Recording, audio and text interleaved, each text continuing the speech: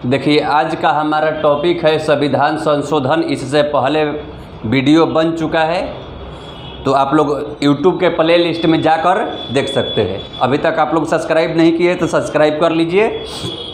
चलते हैं पॉइंट पर अपने। तो संविधान संशोधन जवन है, संविधान संशोधन का मतलब होता है, संशोधन मतलब होता है सुधार।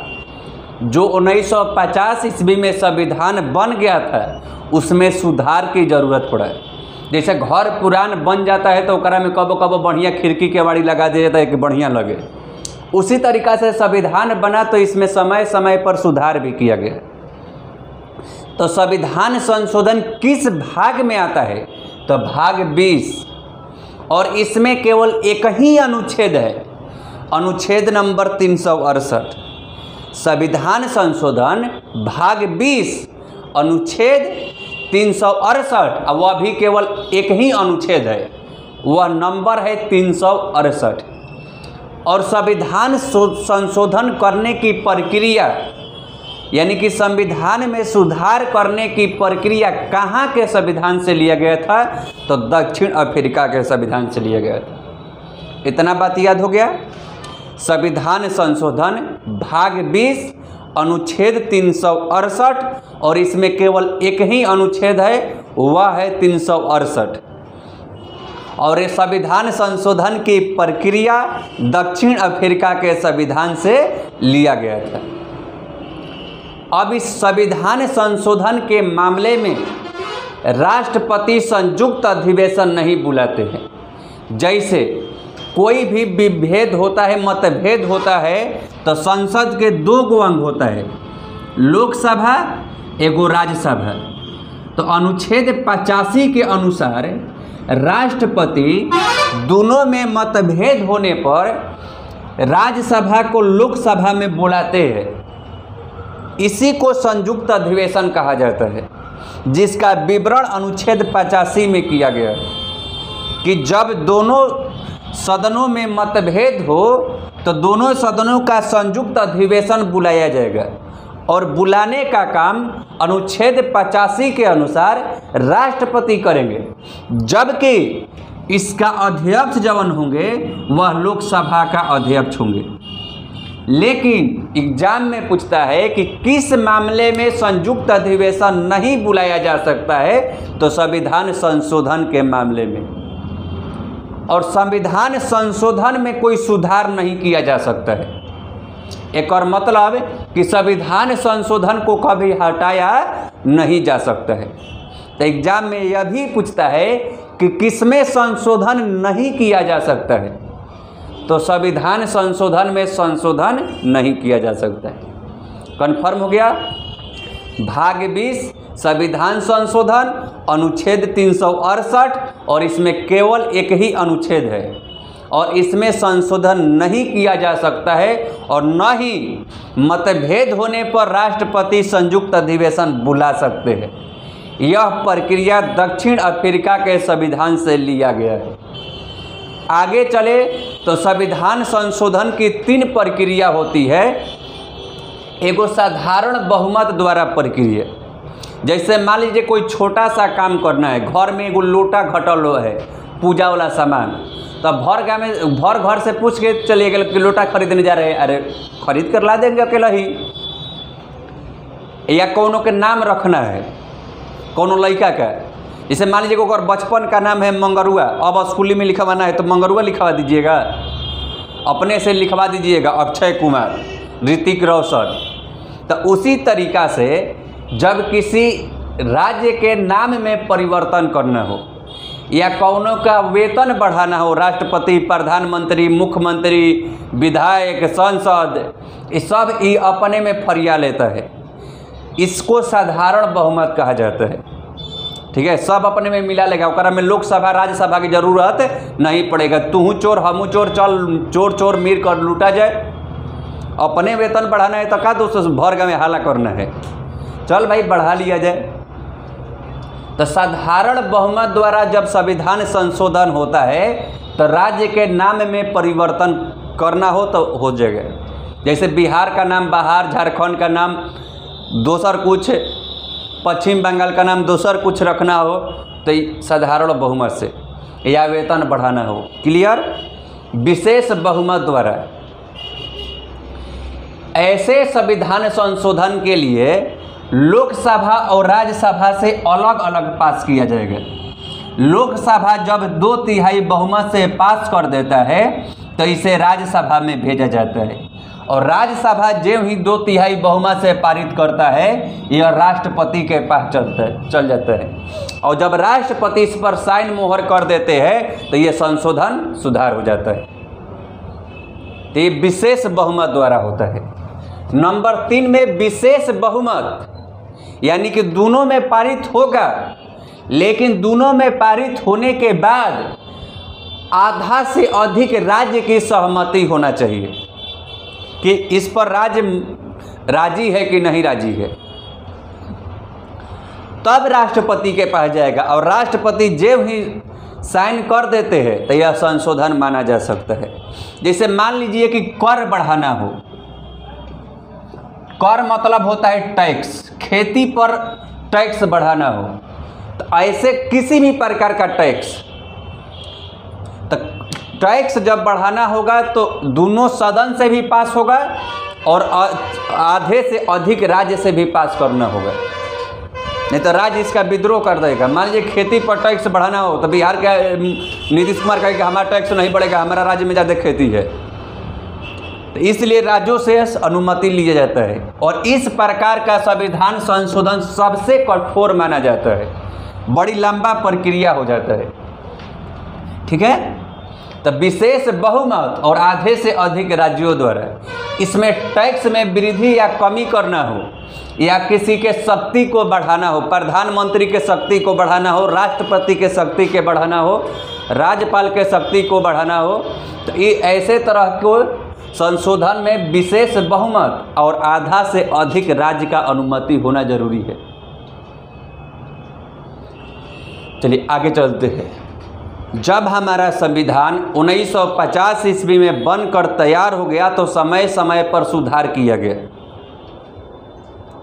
और यह समय समय पर सुधार कौन कौन है ध्यान से समझिएगा। नंबर 1, पहला संविधान संशोधन, बहुत बार एग्जाम में पूछा जाता है। पहला संविधान संशोधन हो गया 50 में बना और 1951 ईस्वी में सुधार हो गया। कहिए कि 50 में बिया, 51 में गवना हो गया। ठीक है? तो 50 में बना, 51 में पहला संविधान संशोधन शुरू हो गया, सुधार शुरू हो गया। इसमें जिम्मेदारी प्रथा का उन्मूलन किया गया। जौन पहले के राजा महाराजा दूसरा के खेत लेके अपन जिम्मेदारी दिखाते थे, ओकरा के समाप्त कर दिया गया, और जेकर जमीन था ओकरा के दे दिया गया। याद रहेगा, पहला संविधान संशोधन 1951 जिम्मेदारी प्रथा का खत्म कर दिया गया, जो जिम्मेदार गांव में होते थे और दूसरा के जमीन हड़प के लिए थे, तो जिम्मेदारी प्रथा को खत्म कर दिया गया और भूमि अस्थाई बंदोबस्त कर दिया गया। भूमि मतलब जमीन, अस्थाई मतलब जिसका था, अब बंदोबस्त मतलब दे दिया गया। चलिए अगला है 7वां संविधान संशोधन 1956। तो इसमें से बहुत सारे चीज हम लोग पीछे पढ़ चुके हैं। तो 7वां संविधान संशोधन 1956 ईस्वी में हुआ था।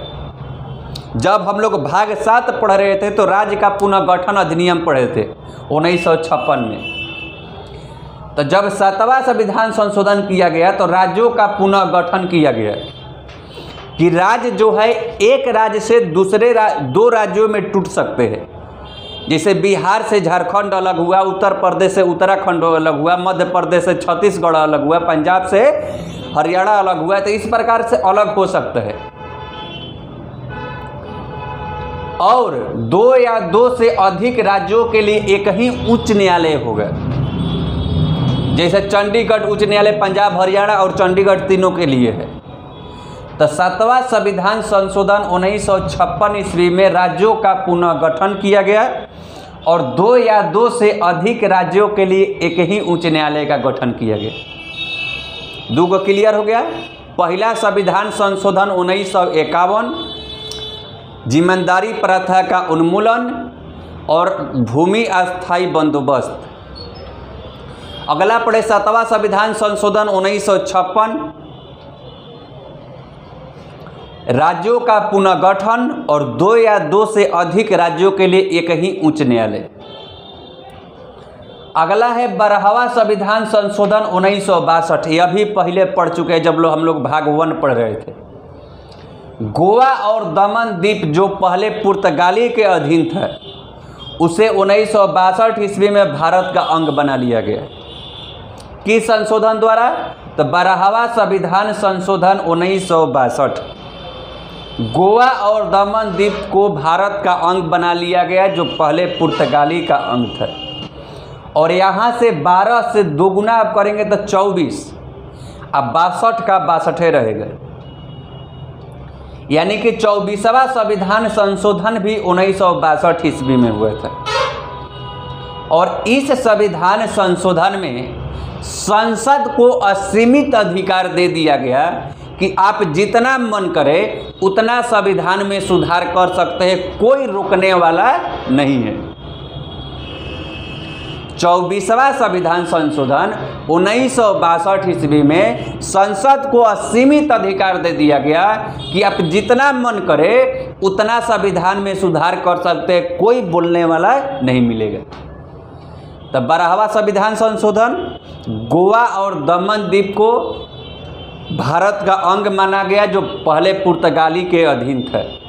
और 24वां संविधान संशोधन 1962 में संसद को असीमित अधिकार दे दिया गया है कि आप जितना मन करे उतना सुधार कर सकते हैं। अगला है 35वां संविधान संशोधन 1974। 35वां संविधान संशोधन, यह भी हम लोग पीछे पढ़ चुके हैं। 35वां संविधान संशोधन 1974 में सिक्किम को सहयोगी राज्य अपना बनाया गया। पहले सिक्किम हमारा अंग नहीं था, तो हम लोग चालाकी किए, 35वां संविधान संशोधन किए 1974 में, और ओकरा के सहयोगी राज्य पहले बने।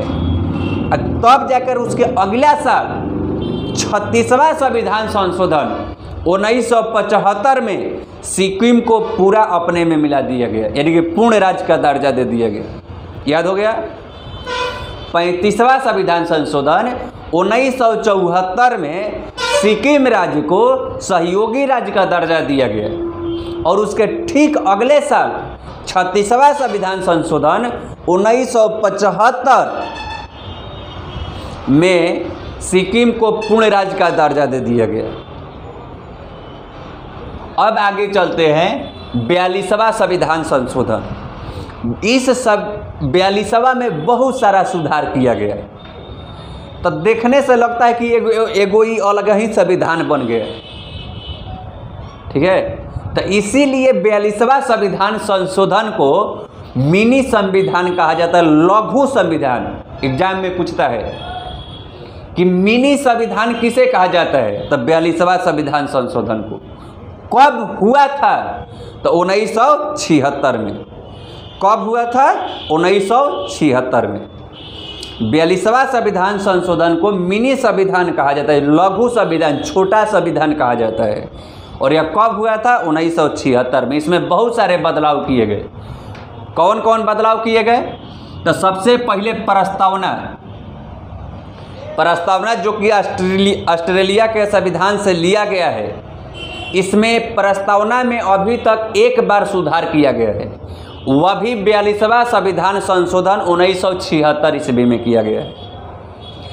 इस संशोधन में प्रस्तावना में 3 गो शब्द जोड़ा गया है, समाजवादी, पंथ निरपेक्ष और लोकतांत्रिक।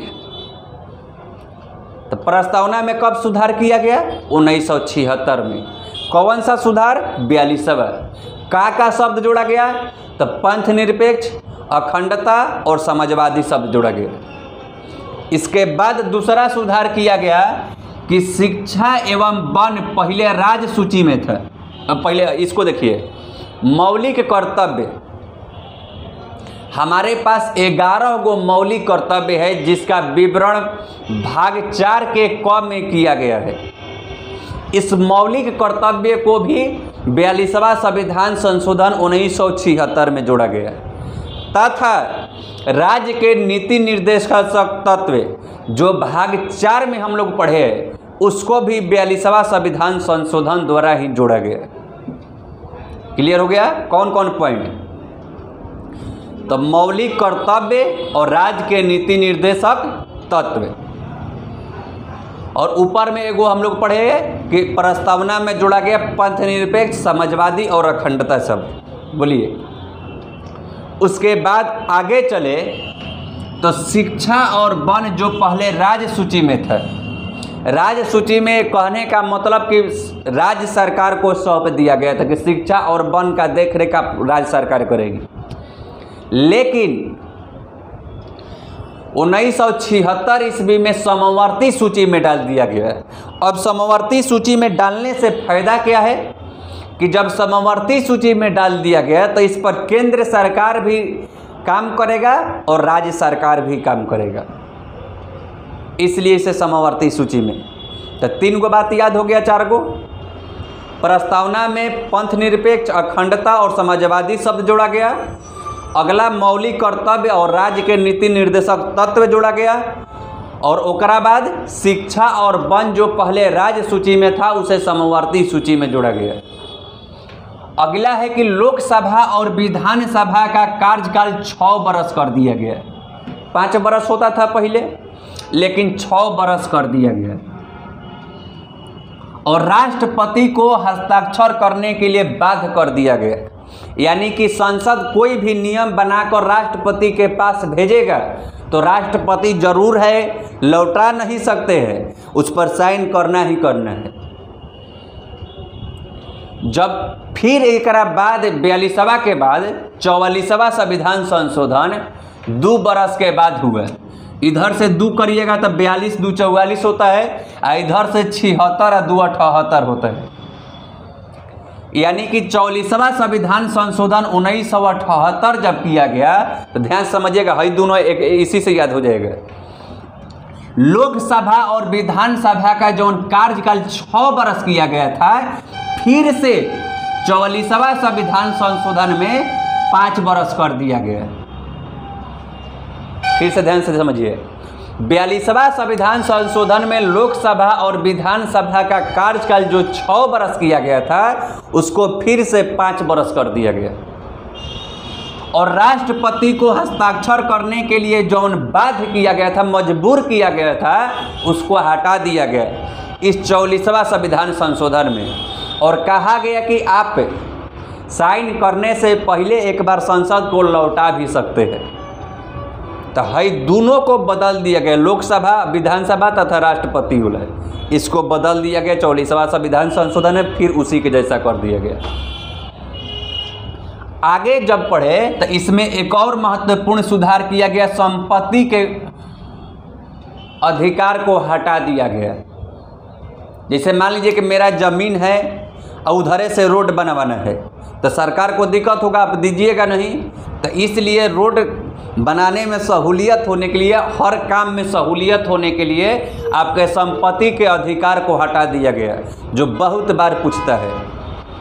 और इसे अनुच्छेद 300 के क में शामिल किया गया।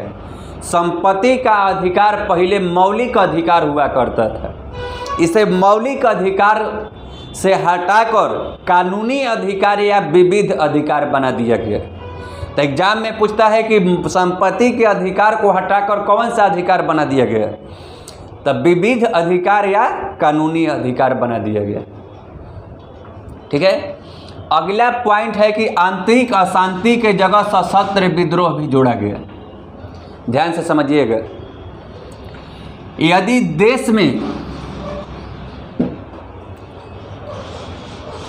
अशांति का माहौल हो जाए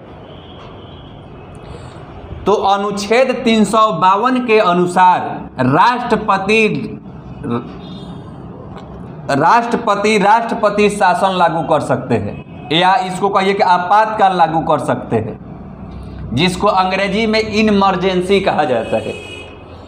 तो 1975 ईस्वी में इंदिरा गांधी ने आंतरिक अशांति के आधार पर कि देश में हाला गुला हो रहा है, उसके आधार पर आपातकाल लगा दी थी 352 के अनुसार।